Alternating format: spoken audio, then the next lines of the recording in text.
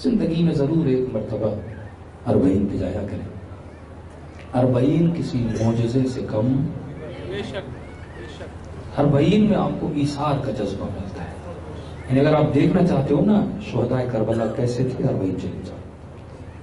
انسان بدن اور روح کے فاصلے کو وہاں سمجھ جاتا ہے. یہاں بندہ 2 کلومیٹر بھی پیدل نہیں چلتا.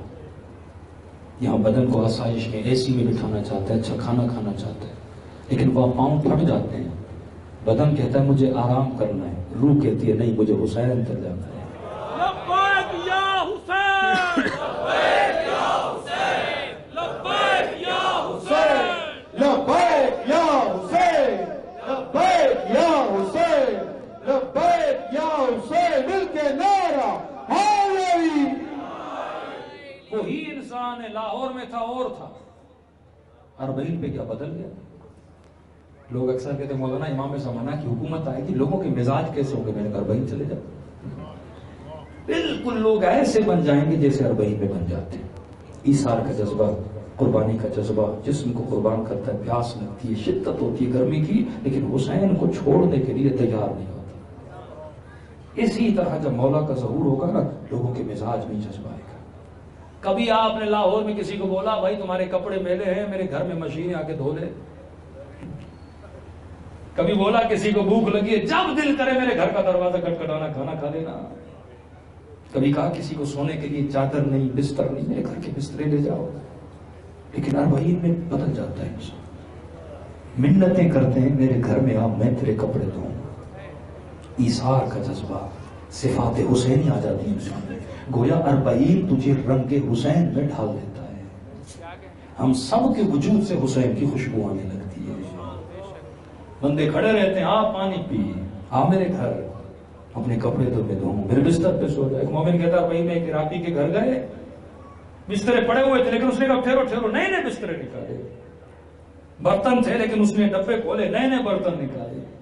ہر چیز نئی، کپ نئے، برتن نئے، پلیٹی نئی، بستر. ہم نے کہا بوڑھے نئی چیزیں ہیں، ہم پیدل چل کے آئے ہیں، کپڑوں کی مٹی لگی ہوئی ہے، وہ چیزیں لا.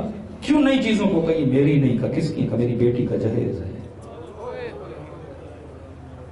کہا بیٹی کا نیا جہیز؟ میں چاہتا ہوں جب اس کی شادی ہو نا اس کے گھر میں حسینی رنگ آئے، اس میں برکت آئے. حکومت امام زمانہ کو چکھنا چاہتے ہو اربعین کی جھلک کو دیکھ لو. فرمایا جب مولا کا ظہور ہوگا لوگ زکوٰۃ لے کر کھڑے ہوں گے، کوئی لینے والا نہیں. ایک خاتون کوفے سے پورے بدن پہ سونا پہن کر بصرے تک جائے گی، نہ کوئی اسے دیکھے گا نہ کوئی سونا لوٹے گا. جب سب کا مزاج یہ بن جائے نا ایثار و قربانی والا، پھر معاشرے میں فخر نہیں رہتا. تو اربعین ایک جھلک ہے. کیوں ایسی جھلک اربعین میں ملتی ہے؟ کیونکہ اس مشی میں امام زمانہ تیرے ساتھ چلتے ہیں. ایک عالم سے ہم نے پوچھا، ہم نے کہا محرم میں ایسا کیا ہوتا ہے لوگوں کے دل بڑے غمگین ہو جاتے ہیں؟ گویا اللہ ایک چھڑی گھماتا ہے، کوئی پھونک لگتی ہے، ہر دل محرم میں غمگین ہو جاتا ہے. ایسا کیا ہوتا ہے جو دوسرے مہینوں میں نہیں؟ شہادت حسین کسی اور مہینے میں پڑھی جائے وہ غم نہیں ہوتا جو محرم میں ہوتا ہے. کہا کیونکہ قلب عالم کا قلب کون ہے؟ امام زمانہ ہے. جو اثر بھی قلب امام پہ پڑتا ہے وہ اثر امام کے شیعوں پر بھی پڑتا ہے. کہ محرم میں قلب امام زمانہ غمگین ہو جاتا ہے تو وہ غم ہمارے دلوں میں کیا ہوتا ہے؟ شریک ہوتا ہے. کراچی ڈرائیور کہہ رہا تھا کہ کرایہ کہ میں نے عادت ہے، ہم ٹیکسی چلاتے ہیں، ڈالا چلاتے ہیں، تو کہتا میں نے بھی چاہا کہ امام حسین کی تھوڑی خدمت کر لوں. میں امام کے زائروں کو اٹھاتا تھا، 4 کلومیٹر 6 کلومیٹر آگے تک لے جاتا تھا جو زخمی تھے، بوڑھے تھے، چل نہیں پاتے تھے. کہتا میری گاڑی پوری پیک تھی، ایک شخص مجھے نظر آیا، شاید 40 سال کا ہوگا، اور سر پہ سبز کپڑا تھا. گفتگو نہیں کی، اس نے کہا مجھے آگے تک لے جا.